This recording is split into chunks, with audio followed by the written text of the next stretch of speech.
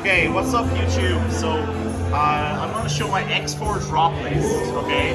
So, the reason it's X4 drop is because I'm bad. The deck is fine, I'm just really bad. So, we'll start with hand traps. So I played 1, 2, 3 Ash, 3 Imperm, 3 Crow, okay? So, starter, obviously enough. You can see I'm playing Spright, so I'm playing Spright with 9 hand traps for the most part. So DD Crow is really useful in the mirror and also in tier limits for hitting the stuff that you want to hit, which is usually either level 2 or the fusion or the monsters that are about to fusion someone. It didn't come up against tier elements, but it did come up against like the Spright mirror and stuff. And at one stage in round 1, the guy made Spright Elf, and then he had a level 2 engrave, and he was like Spright Elf effect target level 2 engrave, which was Swap Frog I think. And I was like no, because I thought it was a game 3, and I thought his win condition was to summon Gigantic Spright and make Red Resonator to gain life points. And then it turns out his win condition was actually to make Cowboy and burn me instead. And that's what he did, which I had no answer to. So that was round 1. Euros, cool. Right, so I went with Diva as my starter, main starter card. It was really good. It was good to make IP for the most part, but in general, I would say the meta for right now is kind of a mix between boardbreakers and hand traps, and I think that something like Dark Beckoning Beast might be the better meta call, just because I got Ghost Ogred a lot in the 3v3, which I played this deck with for in the 3v3 as well, along with in the main event. And in the 3v3 I got Ghost Ogred like 5 times. In the main event I got Imperm a bit, but at the same time, once you know to play around Imperm, you're usually sorted. So that's fine. 1 Ronin, 3 Swap. I didn't play Dupe Frog because Super Poly was fucking everywhere. Every tier limit player I could see was playing Super Poly, so there's no point in playing into it. It was too risky, so I didn't bother. Played 1 Smashers, 1 Carrot, 1 Pixies, which was also everywhere. Surprisingly enough, I was thinking, oh, I'm going to be very unique with this deck, but it turns out every single person I could see in the 3v3 and also in Euros across from me, on either side, was playing Pixies. So it was like the least underrated tech choice in the entire event so far, at least from what I can see. Everyone was playing Pixies. I would not be surprised if the person who won with Spright, if they win with Spright, for example, is playing 3 Pixies or something crazy, because it's like the most that's the most overrated, underrated card. I played 2 Reds. Red is good, assuming that they're playing lots of hand traps, which for the most part they are. They're playing enough, but at the same time, the lines of play are insane, because you need to think about whether they're going to imperm you or whether they're going to fader you. And the answer is they're going to do both. You just need to choose which is very annoying. So 3 starter, it's fine, whatever. Alright, 3 starter, 3 jet. I mean, that's standard stuff, so no point in bothering with it. 3 blue. Blue is really good. I mean, it searches a monster, so even if you what I did a lot was set starter and not use it in their turn and wait for their turn, so that if they Dark Rulered me, which I only got Dark Rulered like 1 game, because everyone was on fucking Super Poly and hand traps a lot, so it was not very useful. I played Call By, obviously, because ban this card, whatever. It's only useful against monster hand traps, but I think people who are mostly on Imperm, if they weren't on Imperm, they were on Halfness or something, which is useless as well, so whatever. I was on Triple Tactics as well, because I watched all the Septo stuff. Septo's analytics were like, yes, everyone who topped with Spright was playing Triple Tactics at 3. What I find is the way I shuffle, I don't get 3 Triple Tactics. So what I decided to do instead was play 2 Triple Tactics and I'm not gonna lie, it was not good. I got to resolve triple tactics exactly once for being useful, twice for drawing 2 and getting shit draws, which is great. Overall, I don't recommend this card. It depends on the meta that you're playing, but since a lot of people are on board breakers, they're just not doing stuff in main phase. So they're either doing like stuff in standby phase or battle phase rather than main phase. So it's pointless. Dark Ruler, if I saw it, it would be fantastic. I played 3 Dark Ruler in the main. If I saw it, it would be fantastic. I saw it maybe once, but I don't think I got to Zeus a single time. Partially because they got greedy, but also in general it didn't come up. Just didn't see it. I played 1 Saki crossout designator in the main, purely because it was recommended to me, and also because I thought theory-wise it was like the Salamangreat lists. If you saw like there was these lists of Salamangreat decks that were playing like 1 crossout and then 1 nib and 1 or like 3 Ash and 3 Failure and so on. So the theory was that 1 crossout would usually be enough. And also and because it's Euros, everybody's playing Spright, so there's a good chance that you could resolve a crossout designator on your mirror match if you're playing game 1. Never happened. But what I did happen was my side deck, I had 2 more crossouts, and in game 3 I bricked entirely terribly on my 3 crossouts, which I kept in because I was going first and because crossout is amazing. I bricked on it and I just lost. And then finally 3 prosperity for the main. Prosperity, whenever it came up, was fantastic. You could banish 6 or banish 3, whatever, it doesn't matter. Sometimes you banish 3 just to flex on your opponent. Sometimes you banish 6 in order to dig a lot, especially in game 2 or game 3. But mainly for game 1, what you're looking to dig for is some sort of back row removal, so that if you get Dark Rulered, you have something. So it's either you're looking for a starter or you're looking for smashers, for the most part, or a hand trap if you need it. It worked out really well. Banishing 6 was never a problem. I don't find the grind game, there's no such thing as a grind game, to be honest. The grind game is keeping Spright Elf, that's it. So beyond that, we go to extra deck, which you see my Final Fantasy TCG. What's up? Let's do it.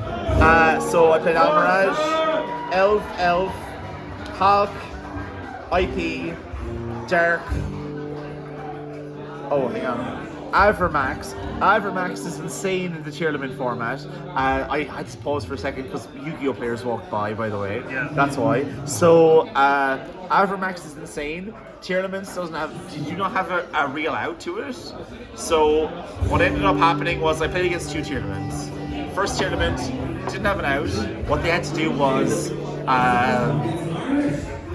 think for like forever, right? So they thought, and I was like, dude, do you have a play? And they were like, no, I scoop. So they scooped eventually, right? Because they can't out it. It happened in Punk as well. I played against Punk, pure Punk. They were at 2,000 life points. I went IP into Avermax.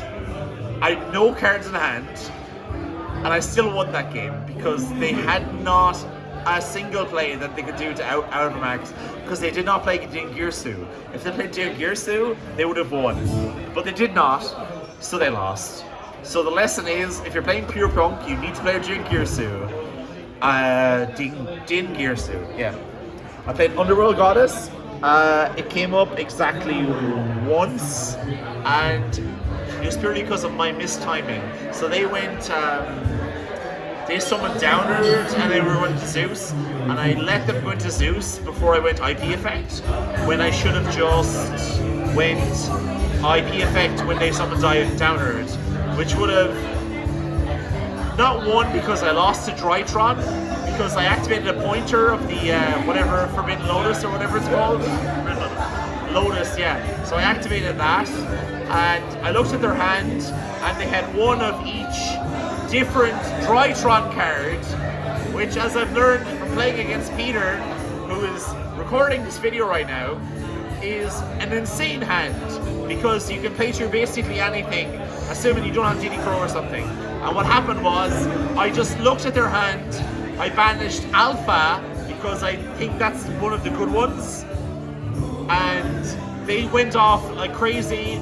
They made Nightingale, or whatever it was, and made Zeus, and then destroyed my board, and I lost, so that was great. 2 Gigantic, straightforward.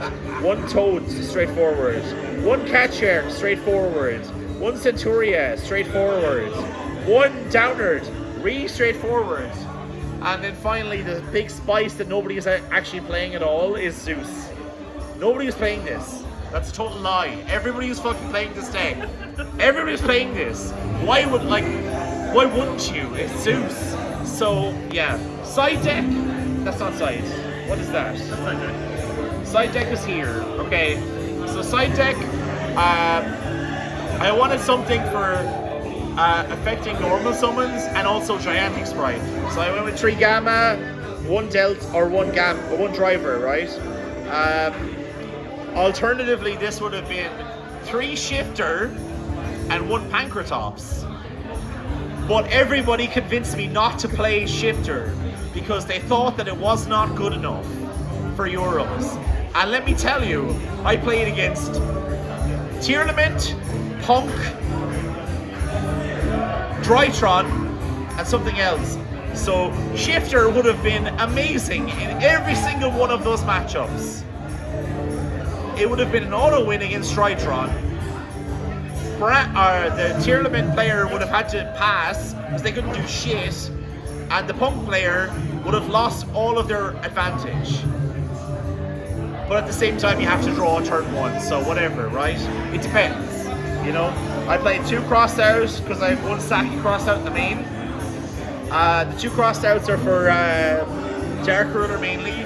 I didn't want to play Ghost Ogre, but I really realized that I should have, because I got Ghost Ogre a lot in the 3v3, but because the 3v3 lasted so long that I could not edit my deck list before the 3v3 ended, I just didn't feel like comfortable making a change so rashly, so I just didn't bother. 1 Harpy's Feather Duster.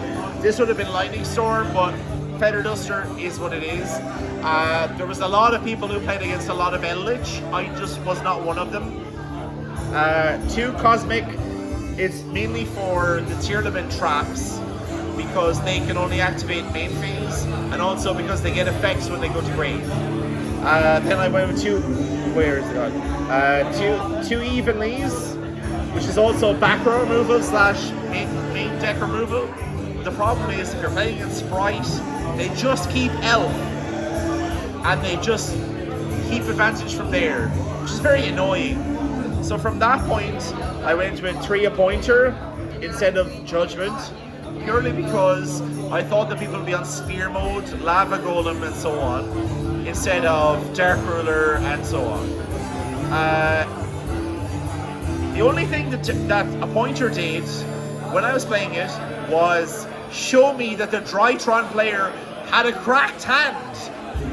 I just looked at, I revealed my hand, which was Pixies, and he revealed his hand, which was Alpha, Beta, whatever the other ones are. Alpha, all Zeta, of Delta, them. Gamma. Oh, Alpha, Beta, Delta, Gamma, plus, was it Emergency or Drytron Nova?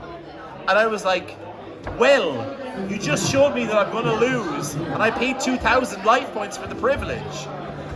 So, whatever, right?